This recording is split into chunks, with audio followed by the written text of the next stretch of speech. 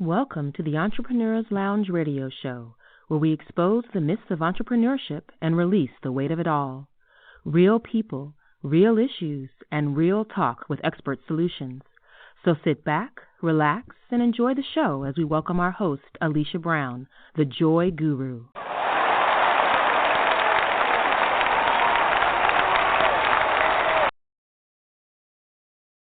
And welcome to another exciting episode of the Entrepreneur's Lounge radio show.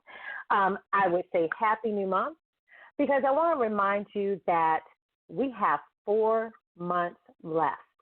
4 months left for you to exceed and reach your goals for this year, which we'll talk a little bit more about later. And I'm really excited to have tonight's featured guest, Miss Monique Smith, who has an amazing story of triumph, unknown identity, and a search for truth that has led her to take back control of her life through her published books and works, as well as a new documentary. So in a few moments, you're going to hear directly from her. But I want to first introduce to you who I call my co-host with the mostest, and she is the CEO of Mode by Rebecca Ruth, the brand that reminds us to show up on purpose every single day. How are you doing this evening, Miss Rebecca? Hi, I'm doing well. Excited for another show. Yes, just an amazing guest, a topic that I think we all need to be aware of and be responsible for. And I know something else that you're uberly excited about. You told me, and also I read in your recent blog post, pumpkin flavored everything. Tell us about that. Okay. Pumpkin. Yes, fall. Yeah. Somehow, for some reason, always signifies pumpkin everything. Pumpkin latte, pumpkin muffins, pumpkin cookies, pumpkin cupcakes. Pumpkin. I think I saw pumpkin cold brew something the other day. I won't mention the company, but y'all can probably figure that one out. Yeah, thank you. Listen, I'm going to put it out there for the people. I hate pumpkin flavored everything. And I know I'm like so whatever, unfall or non-fall, if that's even a word. But it's just, if it's pumpkin, I'm not here for it. So now that you know, please don't offer me pumpkin stuff. Because now that I've made it public, I won't feel bad saying, oh, no, thank you. Oh, my goodness. So you don't want, like, pumpkin decor or nope. like that pumpkin muffin, nothing? Oh, okay, yeah. You're talking about all pumpkin. Yeah, literally all pumpkin. And it's funny you mentioned the decor because, again, I know, and I'm probably going to, like, irritate so many people, but I know that's like what everybody wants to do for fall is pumpkin everywhere for fall decor. I'll be completely honest. I don't decorate for the season. As part of image and stuff, obviously your house is also part of your image and all that stuff where you live. I'm a very classic minimalist, personally, my own style. And then on top of that, my home is the same. So I am a classic style for my house. So I don't, and it's not just fall. I don't really decorate for spring and all that stuff. But there are other options, like there are other options for fall decor. That's good. You must do it. You must do it. So, you can always holler at me if you want to hear more about that. But just know that there are other options. You don't have to use pumpkin. But yes, to answer your question, Ms. Brown, not even pumpkin in the decor. No pumpkin, nothing, nada. Well, of course, if you want to reach out to her, you can always go to Mode by Rebecca Ruth, and that is Rebecca with a C-K, okay, not C-C-A. But, on your pumpkin thing, yes, because there is a difference. I do like pumpkin seeds, some pumpkin breads, and I'm just going to shout out their name. 7-Eleven has this pumpkin-flavored coffee latte thing to die for. But even with that being said, I don't really consume that, any of that even every season. So I'm sort of like you, and I'm going to share this real quick before we introduce our guest. My thing is this. When I was a little girl, and you go to gatherings and people have those pies out, And my grandmother, God rest her soul, made a a sweet potato pie to die for. I'm very fortunate I'm able to make it almost exactly like hers. But as a little girl, I would get these, go places. Oh my God, that looks like my grandma's pie, and go get a piece of sweet potato pie and find out it was pumpkin. So for me, pumpkin is the great scam. It's like a fake imitation sweet potato, and we don't need that. So I am like anti-pumpkin. It's a ripoff. I don't need it. I'm not here for it. So, but I'll tell you what I am excited about this month. This month I'm so excited about. Yeah. What is that exactly? Yeah. Okay. Well, I shared my blog post. You guys can go to thejoyguru.net/blog. That it's time to go back to school. I sort of alluded to it, but, it's not a panic thing because people think that. And they're thinking, 4 months, we got a new year coming, blah, blah, blah.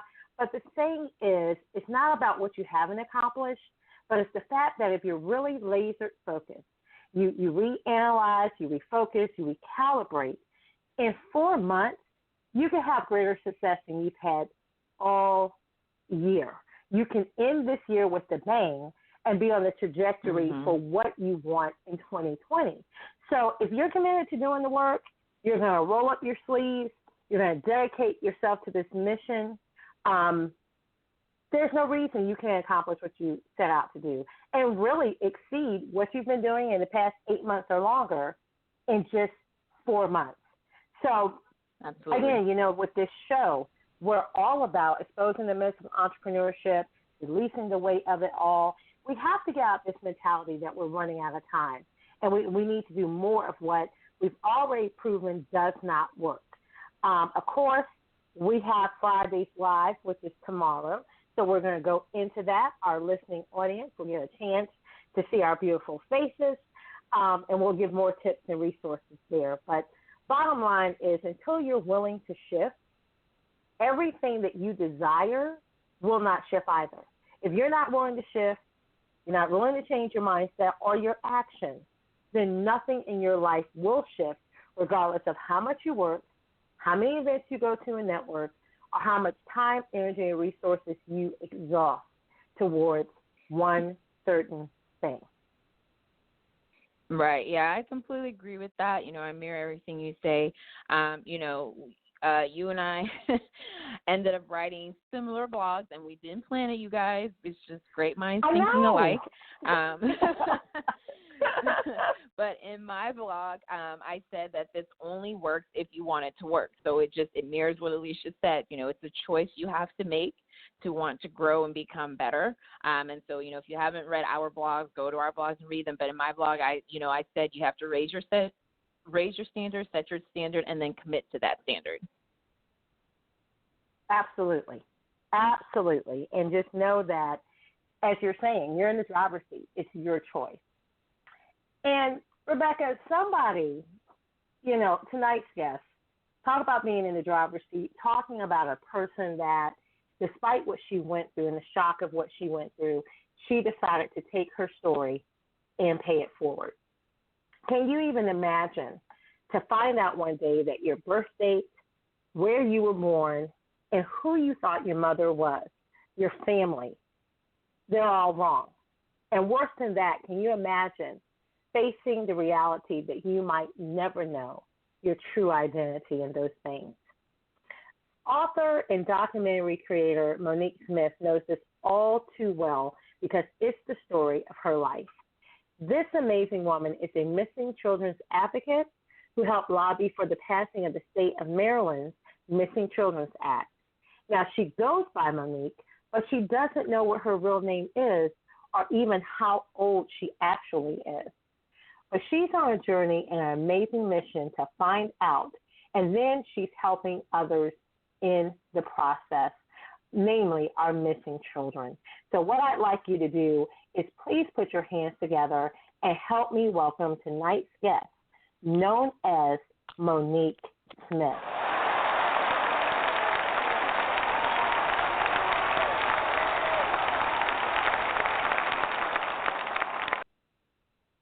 And Monique, oh my goodness, thank you.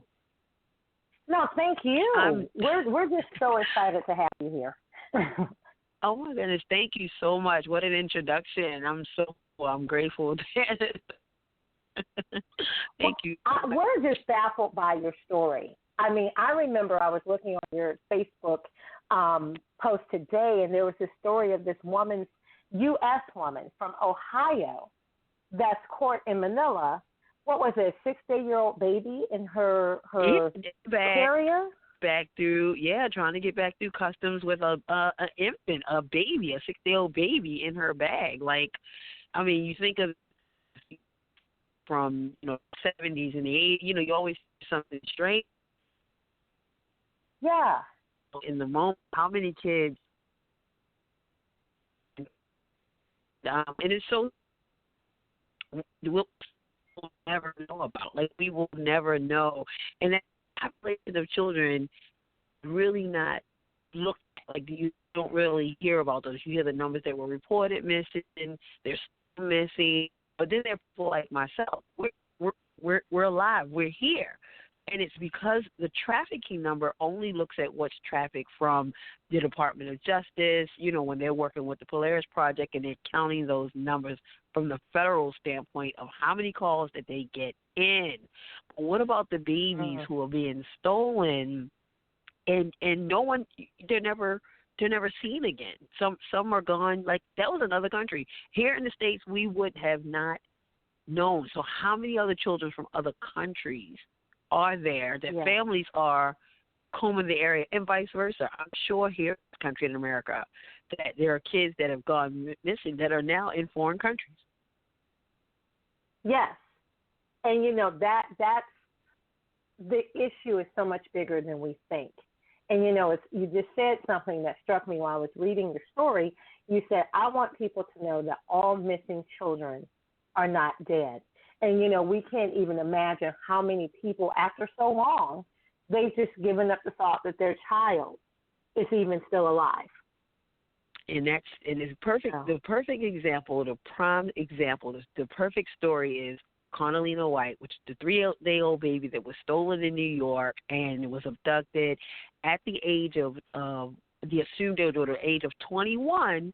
The state of New York awarded the parents the money that they had set aside from the hospital and from the state, because after 21 years of life, they assumed that the child was dead. They released the funds, the trust funds, to the parents. And at the age of 23, at 23, she discovered, just like me, going through paperwork and no consistency and trying to get just to live life of normalcy with a driver's license, a passport, looking at your birth certificate. None of those things were ever presented her, and she just went looking for herself and matched in the National Center of Missing and Exploited Children. Able to do that because they came around in 1984 with the unfortunate loss of John Walsh's son. So that's why we have the National Center of Missing and Exploited Children. So they were able to match. But if that young lady didn't pursue like that void of, wait a minute, why, where's the inconsistency? How come I've never seen my birth certificate? Trying to live a normal life, and the woman stole her out of a hospital. My God. Long term, people just assumed that she was dead. Right. So with your story, how did you find out that you weren't who you were living your life to be? Well, it all started, I think I probably had little signs, but I just didn't. Reality didn't sit in. It just didn't make sense. It just, certain processes in my life didn't make sense. So I really, really, really didn't know, have it nailed into my spirit and my soul until I was a graduate of WEB, Women's Entrepreneurs of Baltimore, and I had to become a director of what I was doing in my entrepreneurship endeavorment. And the inconsistency came back, and they said, look, we did a background check on you, and it's not coming. And I heard that before. I just never really, dove into it. I'm like, okay, I'm a homeowner. I have a good job. Let me figure out what's going on. So I looked into the paperwork to find out, okay, let me get my school records. Let me get my Social Security application because I have these things. So somebody had to fill out something. And that's when it happened. It happened right at the time that I was trying to pursue that entrepreneurship at that moment, and it just like it. I was floored. I was in a whirlwind. I took all of my strength to make sure that I didn't become psychologically unbalanced, and I had to grab the realms and keep my life together for the sake of my. At that time, I had 2 children, and it was devastating. It was emotional. I didn't know what I was going to do. I was working a really good job, a company known across this country. And I said, I knew that what I presented them was whatever I had, and they just accepted it. I worked, was employed, purchased a home, no big deal. But I panicked. I said, what if this is revealed, and someone says your bank account is going to be pulled from you? Well, I did lose two life insurance policies, both for $600,000, and it didn't dawn on me. You have to have a birth certificate in order to get a death certificate. So my kids would lose out. And then who was going to be able to allow children who were under the age of 15, maybe like 12 when all this was going on, if something was to happen to me, and that's my title of my book, I am the ancestor before I die, let's share my story. Who was going to allow my children to my homes without me being able to prove that I'm even their mother? So that's when I went on the quest to make sure that I try to identify who I am. And still to this day, you guys are listening to an unidentifiable living person with no birth certificate, no state, no age. I have no idea of anything but aggressively pursuing it and helping others along the way. See, that's the part I completely can't fathom because, of course, as a child, parents take care of that. So you're going to school, they're giving the identification information, and we know at times in different areas, maybe, they that could go lacking. They might have just signed the child in, whatever. But when you get to a certain age, you go on vacation, whether it's a birth certificate they want to see or a passport, or you go to DMV to get your identification, laws change. They need to see a birth certificate, passport. So those things that we've grown accustomed to, you just have to do this or that. I can't imagine what do they do if I don't have those things, because I really can't prove. How do I function in life if I can't prove to you who I am? And no fault of my own. No fault of my own. I am basically flying, still to this day, I'm flying under the radar, like just holding on to everything that I've been able to, work and accomplish while I'm still going through this process. And, it's really to the point where I'm grateful for being able to share my story. And because of that, my drive and passion to be able to help other people, lobby, campaign, build laws, pull policies together, train on college campuses, work in high schools. The story has done great with raising funds and making sure that those proceeds go to individuals who are transitioning, families that need funding for posters and flyers, children that are looking for shelter, because they ran away and could potentially go missing and be trafficked. So, again, I'm trying to, make sure that it all works out and balances. Wow. So at what point now, looking back, were you taken from your birth mother, your birth parent? Well, I don't have any details as of yet. There's no conclusion. We're still in the process of finding out who I am. I still have no identity. So it would take someone in this country, somewhere, I'm hoping in this country, that's looking for a baby. I'm assuming, and in my heart, my spirit, my soul, I feel that there's an aunt, there's an uncle, there's a parent somewhere, saying that, there was a child, there was a niece, I'm looking for her. Their souls, because I work with a lot of advocates and detectives that I hear say, because of your story, I kind of gave up after 20 years. I kind of gave up after 30 years. But hearing your story, let me dive back into whatever I have to do, continue to investigate, to bring closure for this case. So it's been challenging. And it's the been person really that raised challenging. you, I know. Go ahead. I can't even imagine how challenging it's been for you. No. It's just like I said. It's a lot of theories. I could be like the other cases: stolen from a hospital, stolen from a park or playground, Someone could have passed me off. Somebody could have sold me. She could have bought me. Right now, there's no one knows. I mean, the lady who raised me, she never had any other children. She only raised me. I saw no other siblings. And basically, she said she would go to her grave before she would do anything. And I haven't spoken to her since I started writing the book. When I realized once I was discovered that this had happened, and I did everything in my power to get some information from her relatives and her family, her friends, and herself. And once that happened, I just disassociated myself with her entirely because, again, she was threatening me at this stage. I mean, it was more of a, screw you, F you, you're never going to know. I'm going to go to my grave with this information. So it was horrible. And I lived a horrible life. If you heard the stories about Amanda Berries and, being in captivity, not able to do, things, you're limited, the abuse. I mean, you don't even want to hear about the abuse. We'll talk about that because I don't want to turn this into a Debbie Downer, but those horrible things when you're hospitalized, where you're almost near death, are the things that I don't get with women and people that steal kids. We're hearing more stories about this every day. How many more cases are we hearing about 1 year and 2 years going missing, and the body remains found in another state or in a ravine or forest? You know what I'm saying? And so it still to this day it cringes my soul. And I thank God because guess what? They could have been me at that age because I know that I was, at the assumed age of 2 or possibly 3 when this happened. So when I hear those things, it just gives me something more to say.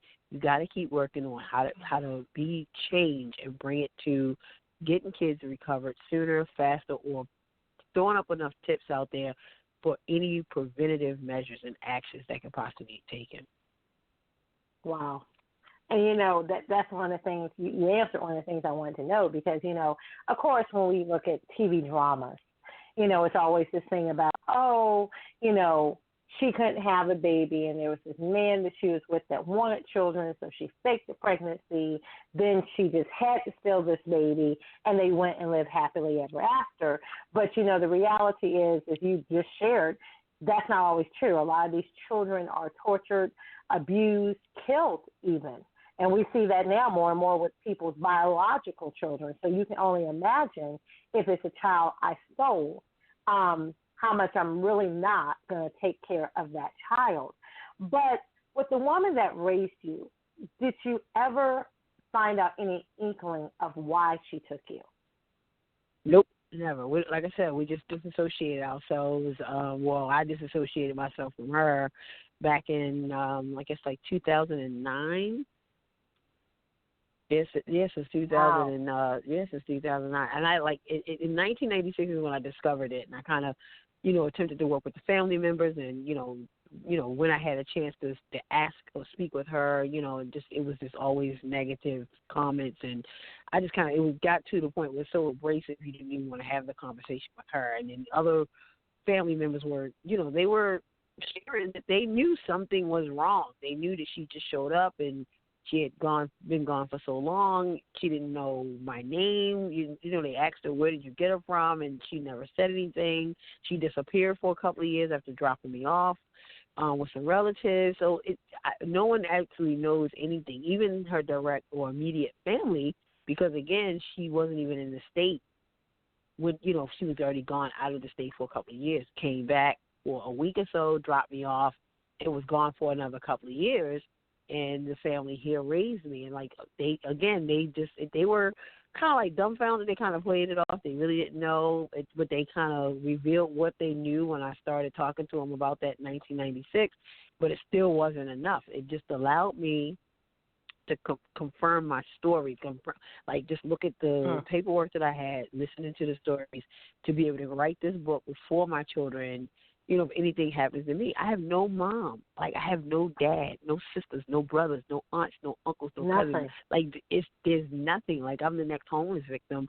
Now, don't get me wrong. On the dad's side, it's totally different, but on my side as a mom, I couldn't share with them things, that other parents would share about, your history, your medical history, or, your legacy, what state. So it's still challenging to this day. It literally is still, as soon as someone gets, my kids get sick, they'll say, well, you think, I don't know, honey, let's go get it checked out right away. We can't ask grandma. We can't ask grandma. That was one of the things that concerned me. Because, we've heard stories before where, someone raised his child and, you thought that was your mom or you thought that was well, typically not your mom. You thought that was your father, but that's not your dad. And, as hurtful as that is, we do have the medical part, because if that person gets sick, we don't know the lineage. We don't know the history. We assume this, we assume that. So there are certain situations where that is so critical. So that's one of the first things, too, that I thought about. Well, what if something rare happens? I can't tell you because I don't know. But did the person that raised you as your mother, did she ever have to face any prosecution or any type of penalty for kidnapping you? You have to watch the documentary for that. So the documentary is. We'll be telling them in a minute about that, where they can go get that. Okay. Yeah, that's a little bit different of what's actually happening now, and it's a lot. It is a lot. Most of these things are now, like I said, the book was very good. It got me the momentum that I needed to learn a little bit more about my life and the lives that I was trying to help along the way, how I could secure my children, because I wanted to make sure that as I'm moving, their stability psychologically, was okay. The medical part really wasn't as bad because you foster kids, they don't know like their history. Their records are sealed. I mean, they really don't. They don't have that. So when I, took my kids to the physician or myself, I would say those things. I would say, "Oh, I'm adopted. I never knew my parents." Just so I could, cushion what my kids are now learning versus what they would have had to, learn earlier in life. Mhm. Wow. So that was a good part about the medical piece. Yeah. And I must say, my DNA. Let me tell you how the Creator has covered me and has given me favor. Because after being a mother of 4, my kids have never ever been like sick or hospitalized. Like never. I have a 29-year-old, a 25-year-old, a 21-year-old, and a 17-year-old. My kids have never been hospitalized. No sinuses, no headaches, no mental cramps, no nothing. Like, let me knock on wood, knock on my forehead, knock on something. And the DNA is definitely strong. And we've utilized Ancestry.com, 23andMe. We in some of the African ancestry. It takes me way back to Congo, so that doesn't help me right now. But we at least have that information that we can work with. So I'm already in NamUs, so there are so many DNA connections that if people are getting in the database, if a ding happens, we are in there.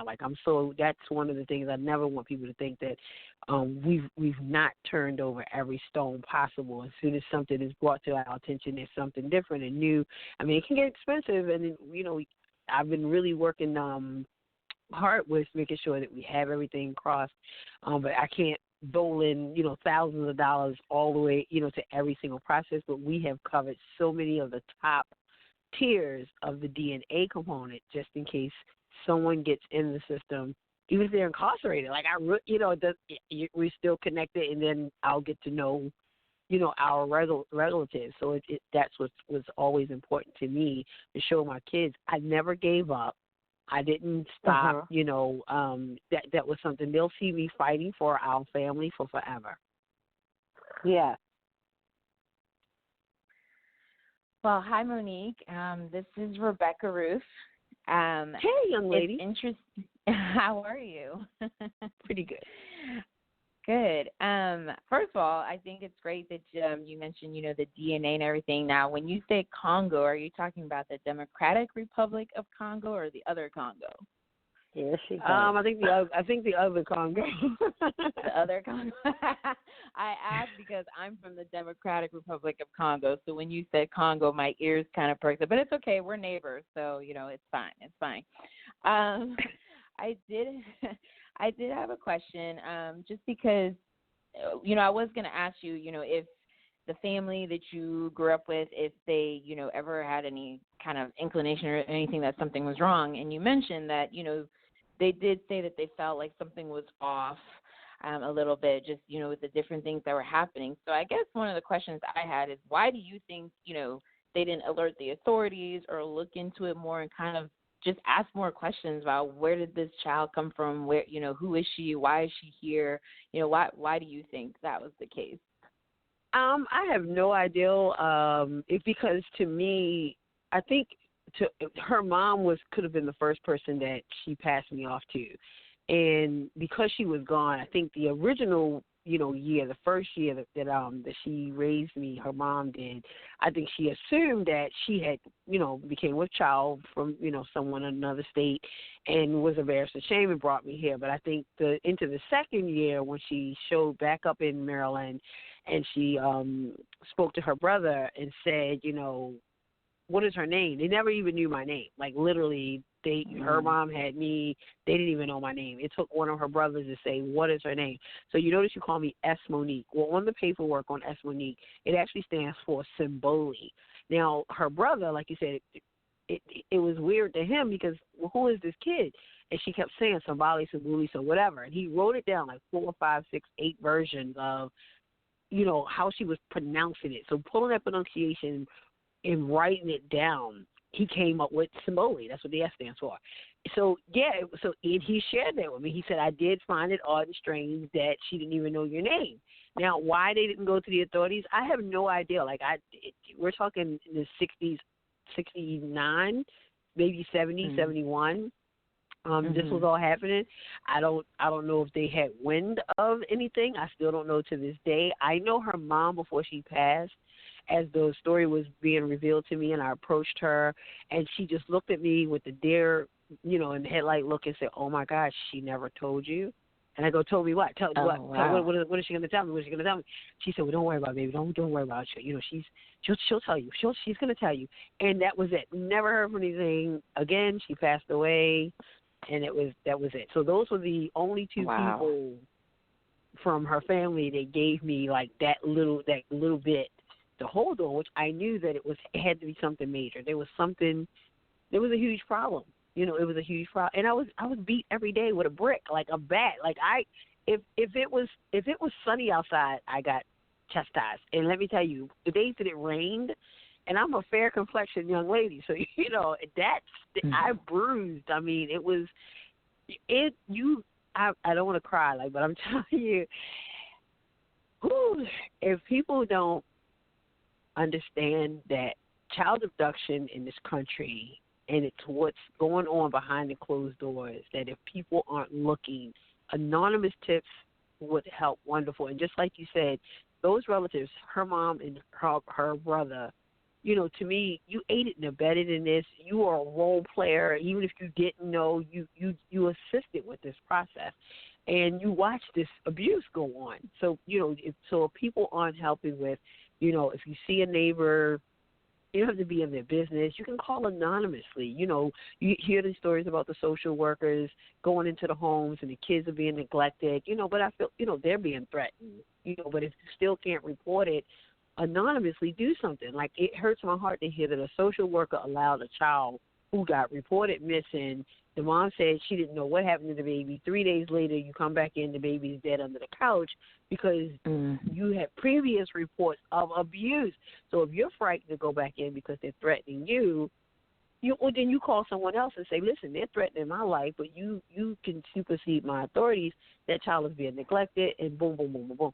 So just the average people just have to change how they're thinking and get involved when it comes to what's happening with the abuse with these children. And those are the things that was happening to me right in plain sight. People would see the abuse, not do anything. I don't know what freezes people's mind when you see a child being abused. And I can't get it. I would be the one that I would probably get cursed out. Like, why are you beating it? Shut up. I'm like, I'm calling 911 on you. That's right. I can understand that, but I mean, do you think that's part of that's like the biggest piece of the puzzle is, people seeing something and then looking away and doing nothing? I mean, like, I know, for example, even, with Alicia, I think recently we were out to eat, I think it was Alicia, and I noticed a child with, I guess it was grandparents, but I just felt in my heart like something's off. I don't like the interaction. I couldn't really explain it to her, to tell you the truth, but I was just like, just something is weird. I don't like. And so, I shared it with her, and I was like, let's just pay attention. Let's watch a little bit. So we were just kind of sitting there eating, but we were paying attention to this, it was an older couple with a really, really young boy. And then, as time went on, we were like, okay, all right, we think it's, grandparents, their grandkid. But it was like, I just had this feeling and this uneasiness. And so I'm like, for me, just saying something to Alicia was something. And if, we had thought something else was going on, we would have called the police. We would have talked to the restaurant. Like, we would have done something. So do you think that that's part of that's part of it, is just people seeing that, getting feelings or whatever, and just not saying anything, not doing anything?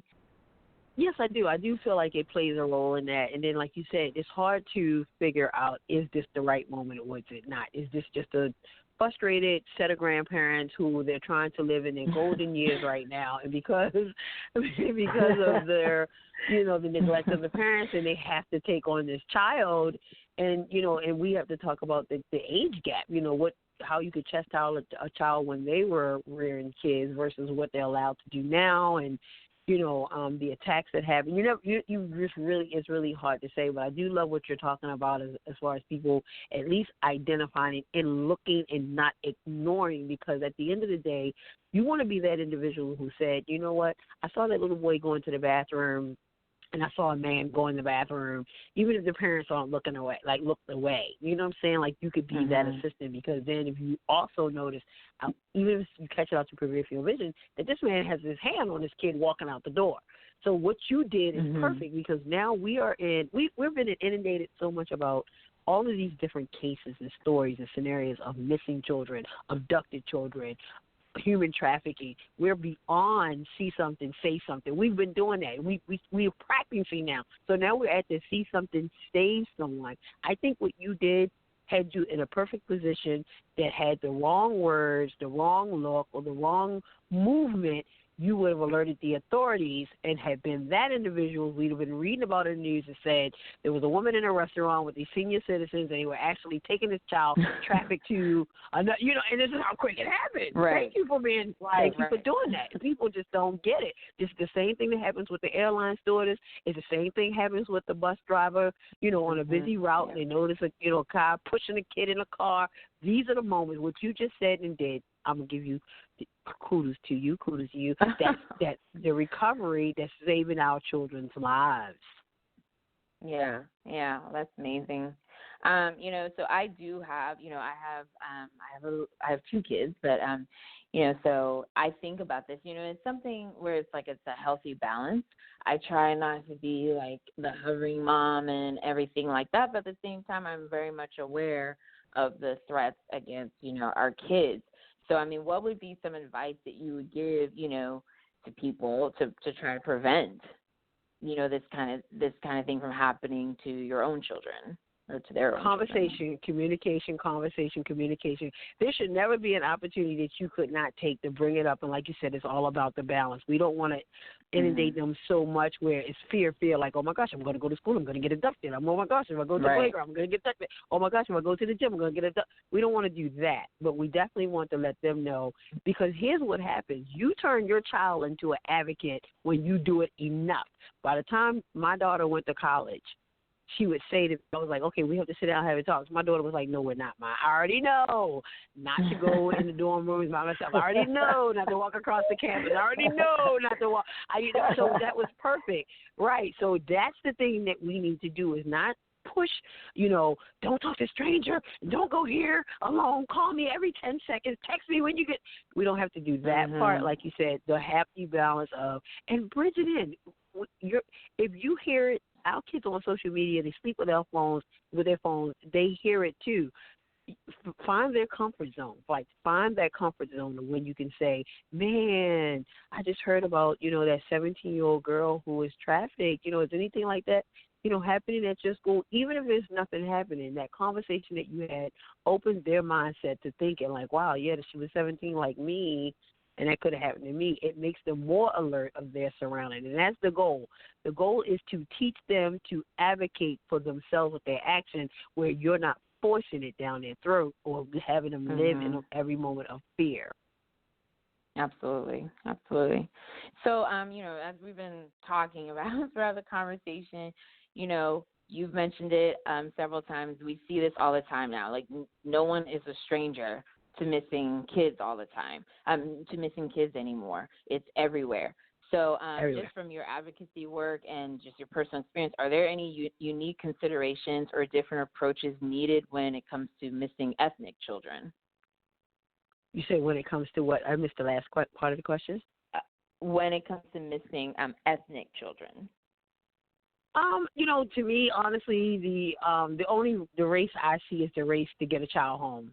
I think because now we have great organizations who specialize in, particular race, and we have other ones who are, crossing all thresholds. We do see urgency placed on other, but I think it's the active engagement of the average citizen, because at the end of the day, once the police are involved, and you get an Amber Alert if it's a vehicle involved, depending on the outlines in that particular state, and you want the community to take part in that. So it's really, I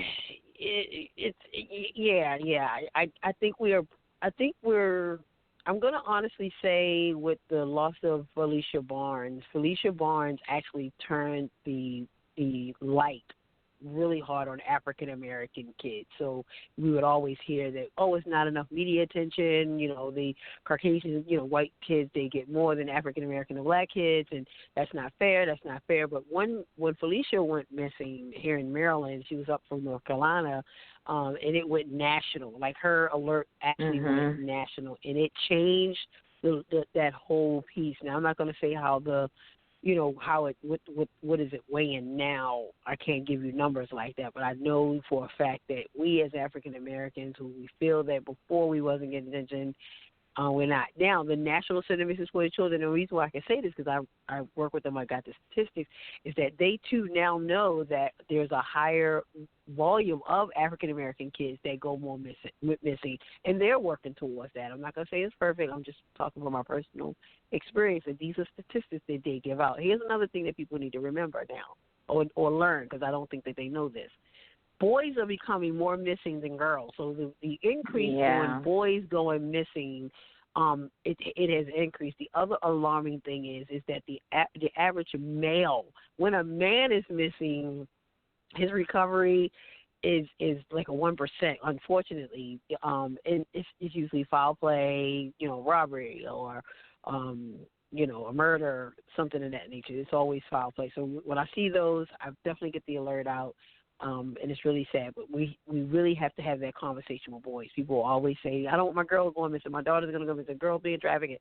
No. The demand on boys, young men, are just, if not, it has exceeded the demands on girls. Mm-hmm.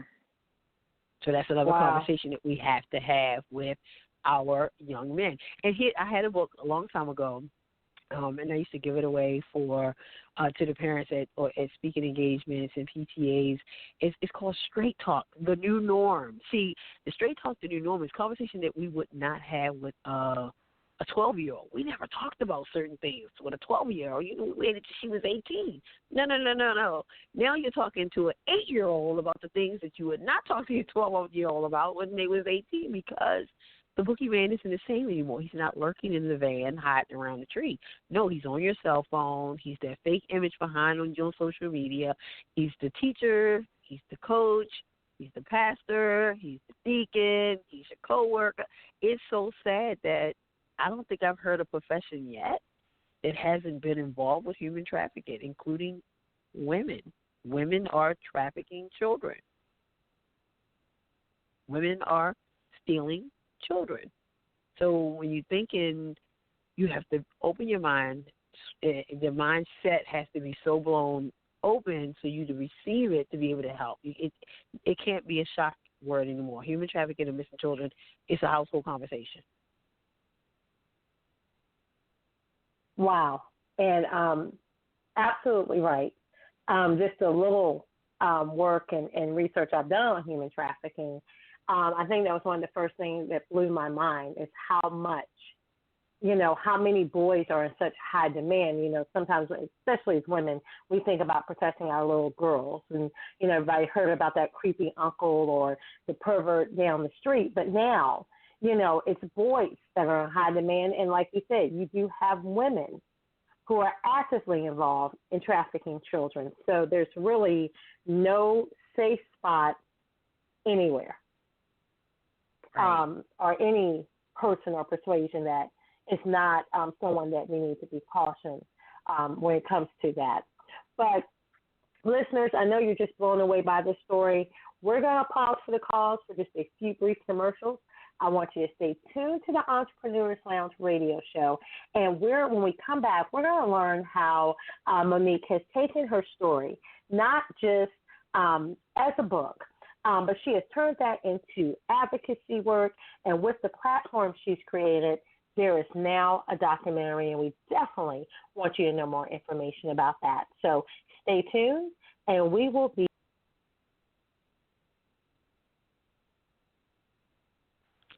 Do you have a book idea that is so amazing that not only could it solve world peace, but it would be the perfect solution to everyone's problem, and it would make you a millionaire overnight? I mean, do you have this idea that would be the world's next bestseller, and everyone needs to read it? Well, I hate to burst your bubble, but no such book idea exists, nor ever will. This is Alicia Brown, the CEO of Fruition Publishing Concierge Services. What I can tell you is the book idea that you have is the perfect solution for someone who's desperately searching for it. But first, your book needs to be done.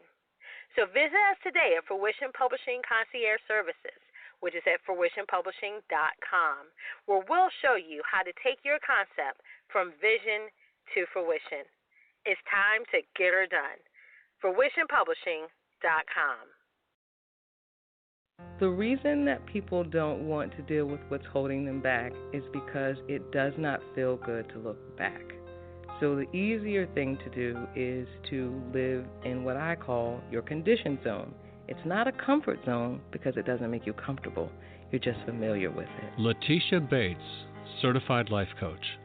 So I'm always working with my clients to meet them at their needs. I am listening to where they are. I do have to help them move to that next level, but we're going to go slow, and what they can expect from me is kindness, respect, and compassion. Go to atthewheelcoaching.com and start driving your life back to higher ground. What I help you do is understand anything that you've gone through, you've already survived. That's why you're here. And we can work together to deal with those uneasy feelings and help you move forward. Go now to atthewheelcoaching.com.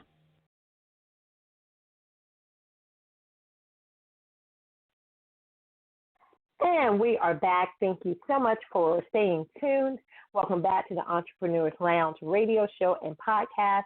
This is your host, Alicia Brown, the Joy Guru, and we are here tonight with our featured guest, Monique Smith, who is a missing children's advocate, missing child herself, entrepreneur, author, and has turned her story into a book, platform, and documentary.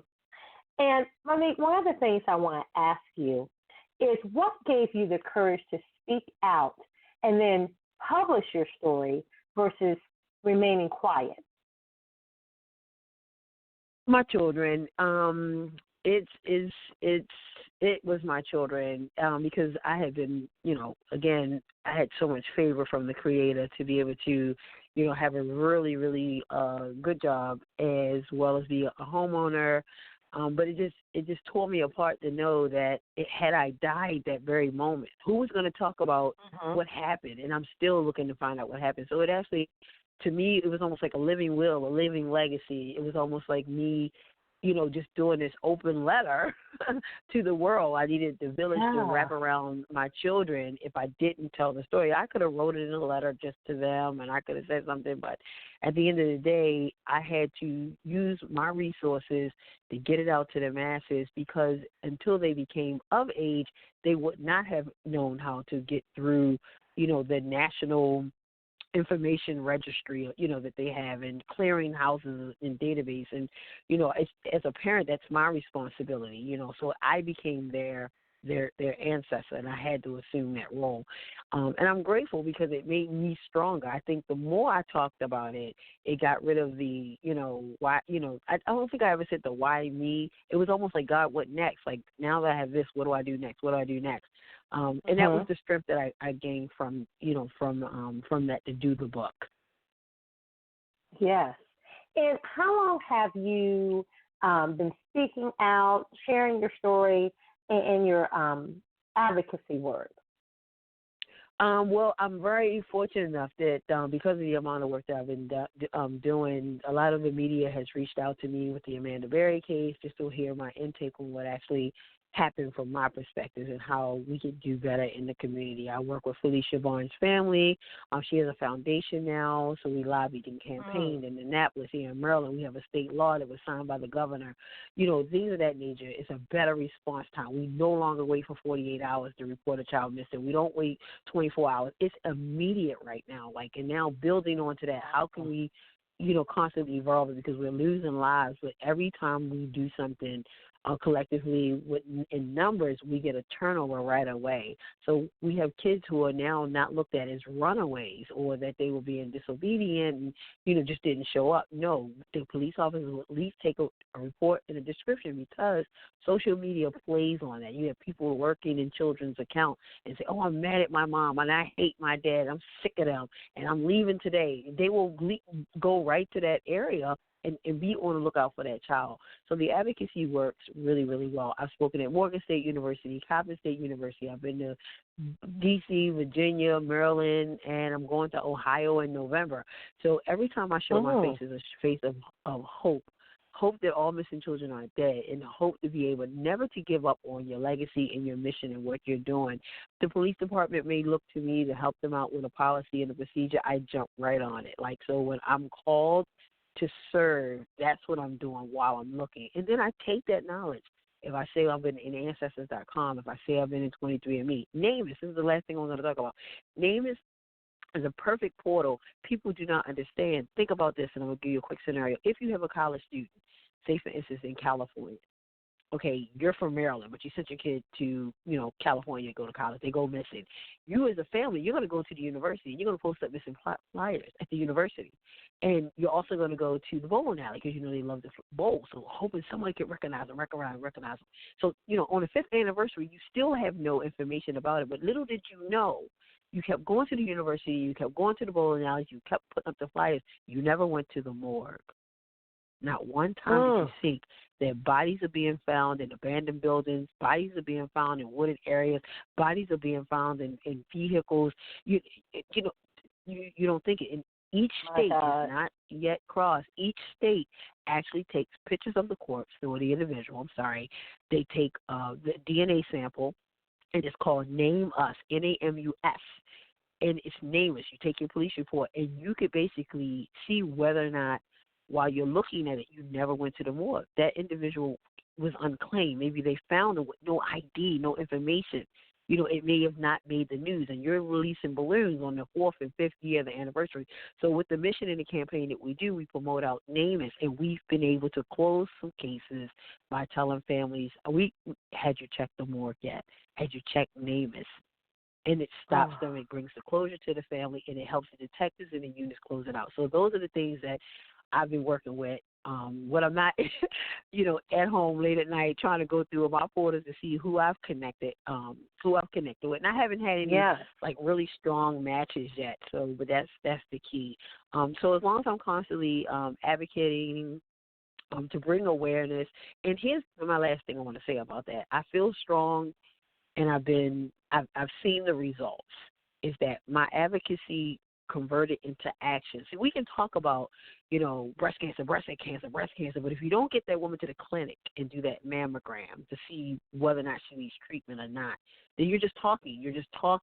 the goal with the awareness is you want to see the diagnosis and be able to treat. The same thing we do with missing children and human trafficking. When we throw out the statistics, when we're lobbying, campaigning, we want people to be stimulated enough to say, let me look a little bit again.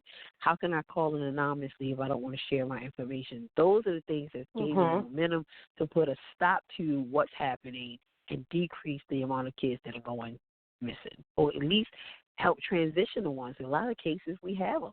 Thank goodness for the advocacy work that we do. You constantly see the partnerships with the National Center for Exploited Children and Uber. If a child goes missing in Texas in a zip code, well, the National Center will tell the Uber company, and they ping all the drivers in the community. Not only is law enforcement looking, all of our drivers in that zip code is being notified to help out.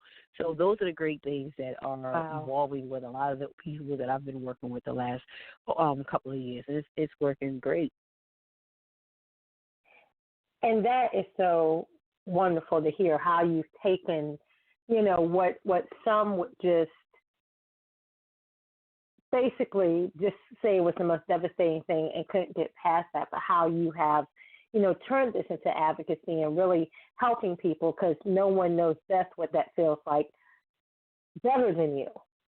But in all that you do, and I'm sure, it brings you hope at times, have you ever dealt with the possibility that you may never know the details of your true identity and who you really are? Ooh, girl. Ooh, the pain while you wait, as they say, the pain while you wait. Yeah, it's deep in my core. I ache every day. I'm not even going to lie. People can forever say, oh, get over it, or look at, God has blessed you. And, I will never gain back. I'm either 53 or 54, 52, 53, 54. I've not touched a soul in my family, like, ever. Like, how do you get over that? Like, when you see other people have family reunions and you celebrate someone's, 75th birthday that was their mom, you see your parents dancing. Like, there's nothing that's, like, even if I meet my family, I'm never going to gain that, like, forever. So in my core, yes, there's pain. I mean, just like you hear the stories of foster care. Why do you think that kids want to get those cases open? They want to take those sealed files from from the adoption and open them back up. It's something in your core. But I match that core with the drive to be able to be active to help out as much as I can. I won't let it absorb me enough where I'm going to break. And that's one thing the Creator was able to let me do. I've had that conversation that, God, if you don't see fit for me to lay my eyes on a single solitary family member before, I'm okay with it. Like, I have to be okay with that. I have to be okay with that. Wow. That, I have total respect for your giving credit to God and your Creator. Without he, there is no me. There you go. And we're not preaching religion to anyone, but that is the reality of our life, that, there are certain things that you just, unless he does it, there's nothing that can help you. It's difficult enough with him, but it's definitely all, truly impossible without him. So, there's certain parts of your story that just leave me speechless, because I cannot imagine. But then on the other hand of that, other side of that, I'm just so in awe of the work that you do and the difference that you're making, to this cause, because it is an epidemic. It is a serious problem. Now, there's one thing I have to ask. It is truly awful. There's one thing I have to ask you, because as a publisher, there are people that have asked me this question all week when they knew you were coming. So I said, I am going to ask her.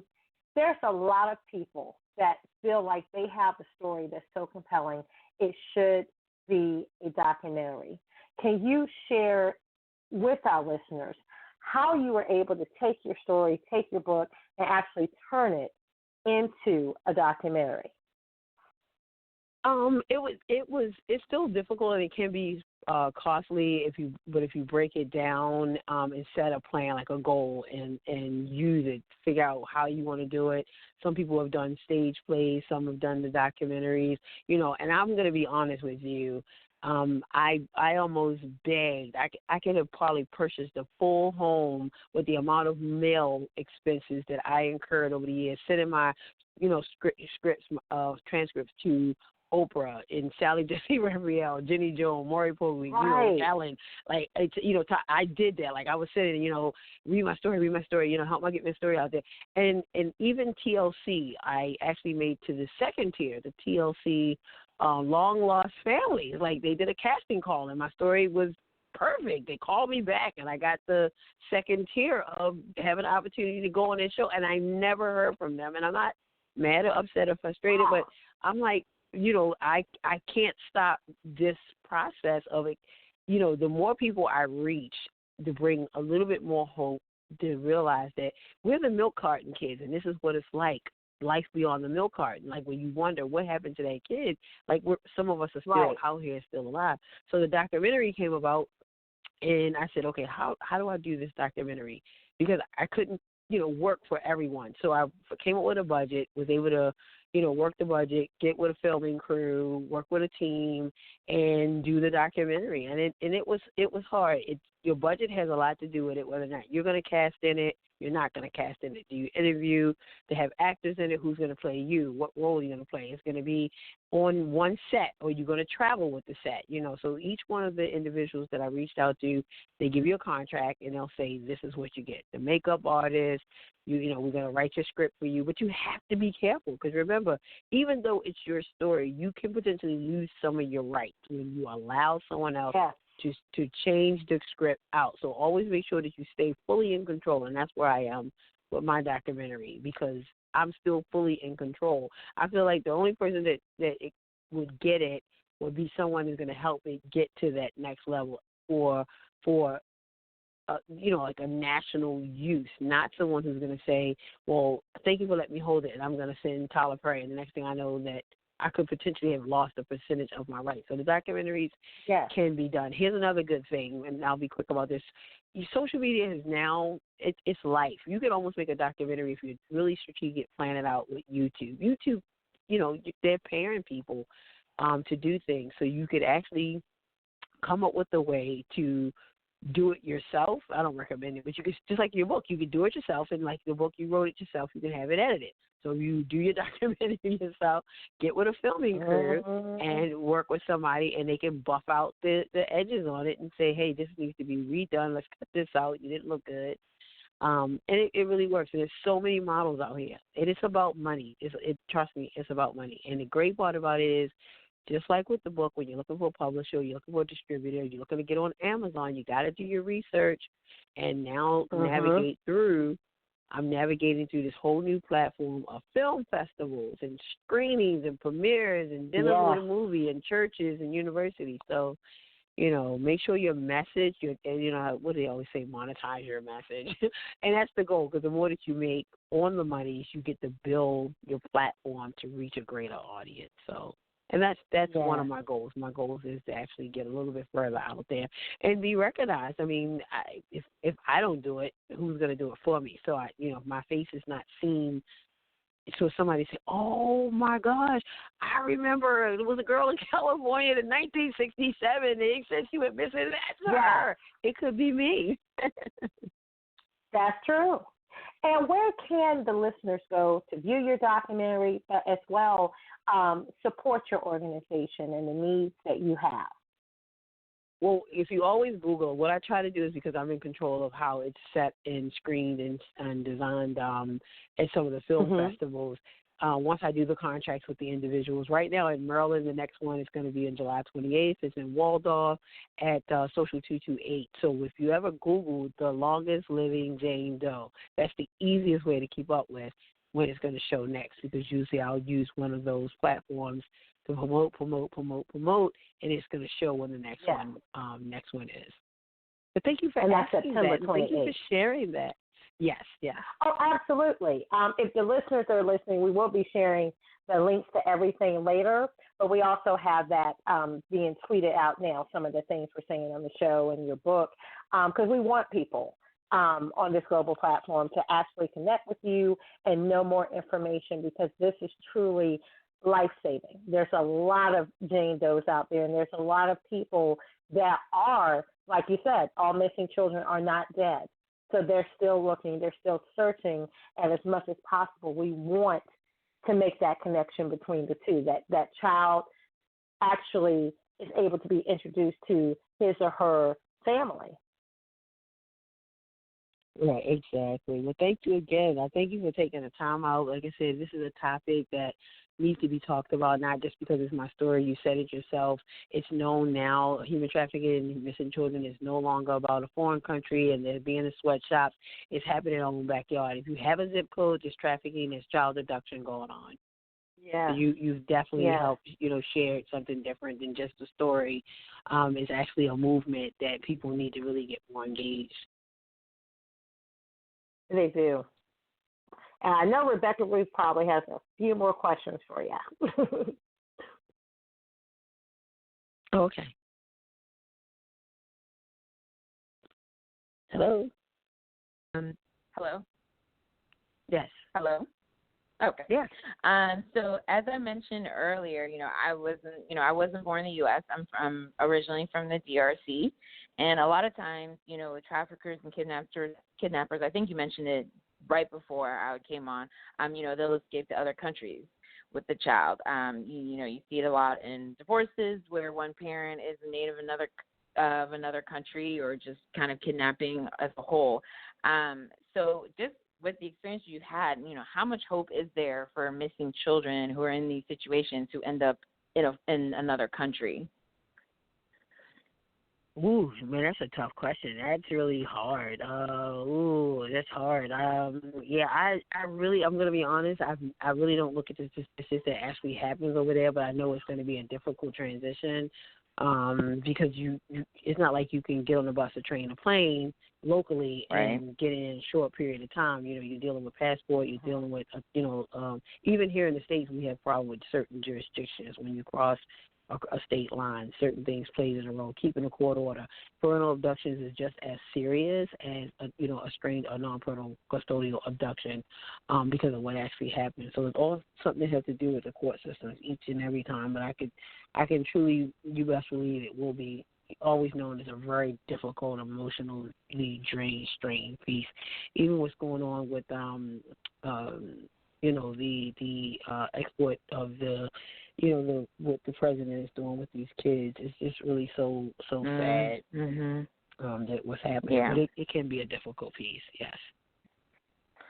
Yeah, I can imagine. I mean, being from overseas, I lived overseas for most of my life, and I know how things work on that side. So I can only imagine being here in the United States and trying to work with governments for of other countries in a situation like that. I can only imagine how difficult, and on top of the tragedy that's already there, but then having to maneuver a foreign government adds so many other layers to it. So I'm sure it's a very, very difficult process. If there's someone listening out there that has gone through your experience, or being in, they're trying to find their missing parents, for example, what would you say like their first step should be that they should take? Going back and tracing everything about themselves first and foremost. So sometimes people will slip up with documentation. So whenever they first were enrolled in school, first enrolled in daycare, first got their baptismal, the very first time that they, if they have a Social Security card, those are all the original documentation that really show the identity of an individual, because they usually get them when they're 2 or 1 or at the hospital, if they know the hospital. It's the traditional with adoptions that not missing, but they could be missing because they were given up and detached from the family. But again, you can get cases that are sealed open depending on the state. So always search the state that it is and find out the current laws, the policies, and see how you can navigate through those. But the first and foremost thing is to track it, because sometimes the parents, even who are raising the children, and got them, lovingly fair through foster care, did all the documentation. Every once in a while, the name of the other parent may come up. There's a chance that it comes up. The second piece is your DNA, of course. Every single opportunity, and it can take years. I mean, you hear the stories on a lot of shows of how long it has taken individuals to get results. It's not going to happen when you want to, but don't leave any stone without unturned. Like, turn over every single opportunity that you can. People will always ask me, "Did you try this? Did you try this?"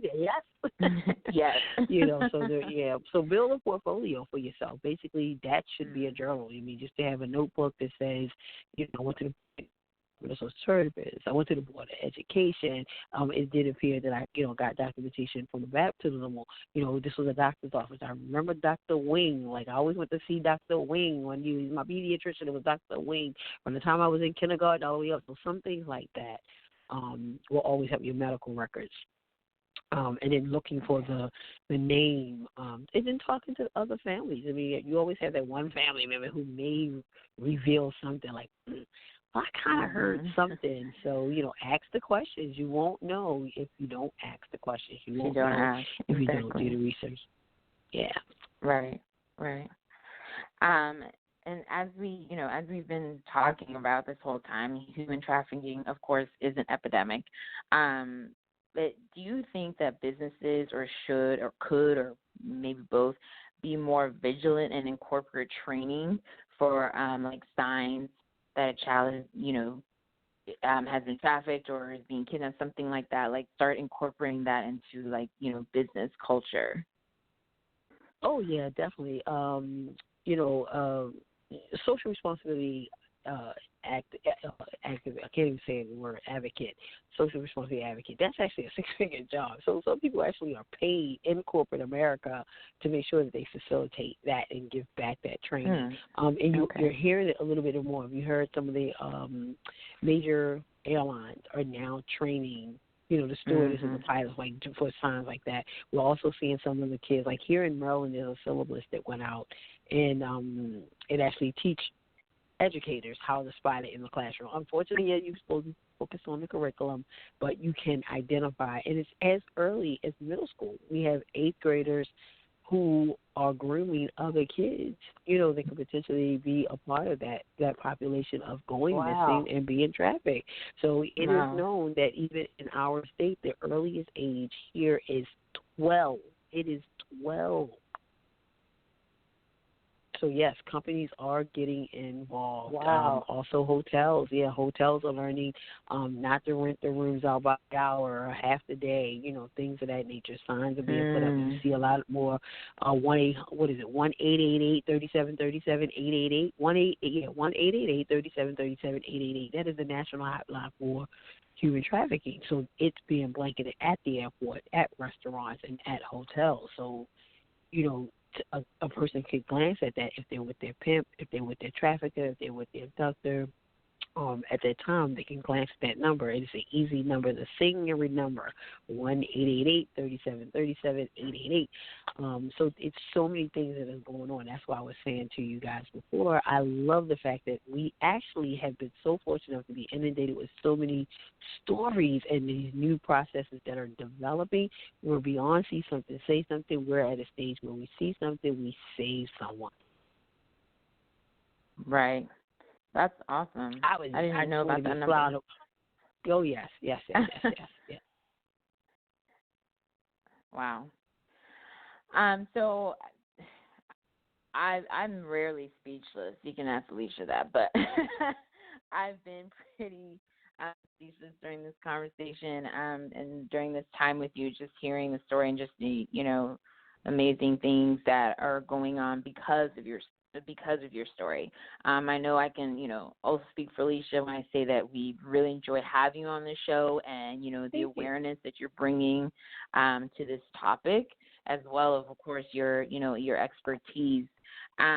Besides where, they can, if you or listeners, can do your documentary, how can people stay in touch with you? Where do people stay up to date with what you're doing? Well, everything is, since I don't know my name, I always say that like in a weird way, but everything is known as Monique. So I've built this whole little, who I am. I'm known as Monique, who is KNOWN, as Monique, and that's on Twitter, Instagram, and Facebook. So if you Google known as Monique, I populate, and I'm on all social media platforms that way. So that's the easiest way to get in touch with me. All right. Look at this. And you said known as Monique on all platforms. Yep. All right. So we will make sure that we do share that information as well. But we just thank you for all that you're doing. And we truly pray here that God will continue to bless your efforts. He'll give you your just reward. Absolutely. And that he's going to provide answers that only he can, and that someone that's listening is going to reach out with the support, the resources, whatever you stand in need of, so we can really propel this mission and ensure that missing children find their way home. Thank you. So important. No, thank you. And definitely September 28th is the date, so we'll have that information posted so that they can go and see the documentary. And just thank you for everything that you do and this wonderful time and information that you shared with us. Thank you again. It's awesome. Absolutely. I thank you. And have a wonderful night. Oh, you too, darling. Love you, ladies. All right. Thank you. Thank you. Good night. I'm like you, Rebecca. Very rarely am I speechless. But that story, I mean, she's one of those people you want to talk to forever, because just the strength that she has to just hold her head up with everything that she's been through. And I know you as a parent, especially, can you imagine something like this happening? No, and when she was starting to get emotional, you know me, I don't normally get emotional. No. But I was getting emotional because I was thinking, there's things about my past that I still don't have the answers to, right? But it's like, at least I know where I come from.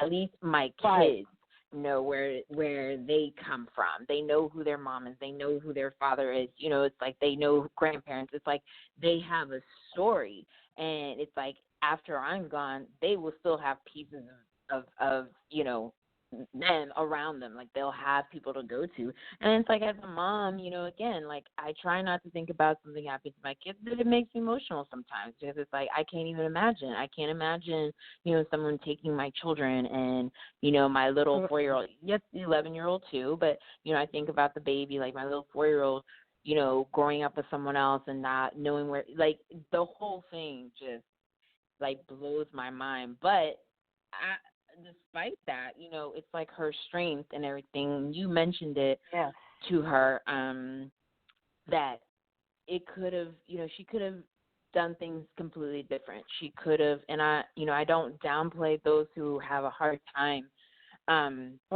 healing from something like this. I can't imagine, but it's like she turned her story into such a powerful platform, and she could end up helping thousands of people or maybe even millions that she may never even meet. But because she started this platform, that domino effect and that ripple effect of what she's doing can literally go on for years and years and years and years. So despite the past, despite the ugliness of her past, her legacy is amazing. And, that's the thing about the radio show and podcast I just love. I'm biased, and I make no apology for it because, my whole business life, my whole media life, all of that happened from just having my own trauma and wanting to write a book, wanting to share that story, want to reach other people, and now look at where we are. Being able to have our listeners from around the world listen to stories like this, not because it's some hokey story to hear, but so that you get the information so you can do something. For people that are going through various things like this, various trauma, to know they're not alone. And then more importantly, for people to understand that you have a story, you have a purpose. It's okay to come out with that story. It's okay to share that story in the ways that it will be able to reach the masses, to reach multiple people so that you can provide resources and help to them as well. I love the fact that she did a documentary and the information she gave. Definitely you want to replay this episode because the information she gave, and that's why I had to ask her, documentaries are not easy. They are doable. You know, just like with business, there's a budget. There's that time you have to educate yourself and do your research. And I love how she said, make sure you retain your rights, because that's one thing from, you know, a publisher side and an author side. You know, there are certain things if you want to go further and you want to really, sometimes people are so ready to get their story shared and exposed that they're not always doing due diligence for what rights do you have. And, you know, there are people out there that capitalize on this story, and they don't really care about your mission. They just want to make money. So I love those nuggets that she gave. But just the hope and the courage that, you know, if you set your mind to something, you can do it. And you can keep building. You can keep growing. You can keep going. So I love it. I love the strength. She said I could talk about it all night. But I won't do that. But I want you to share a little bit with our listeners. We kept saying that we were going to do a live because people need to not only hear us, but they need to be able to see us. And we're going to offer that tomorrow. So I want you to tell people about the topic for our live behind-the-scenes show that debuts tomorrow. Unless you're on our VIP list, I'm going to go ahead and plug that. TheEntrepreneursLounge.info. If you had signed up for our VIP list, you got the link before the show started, so you can already see that live video. But that's just something there. Go ahead, Mrs. Deckery, do your thing. Yes, I'm so excited about our live videos.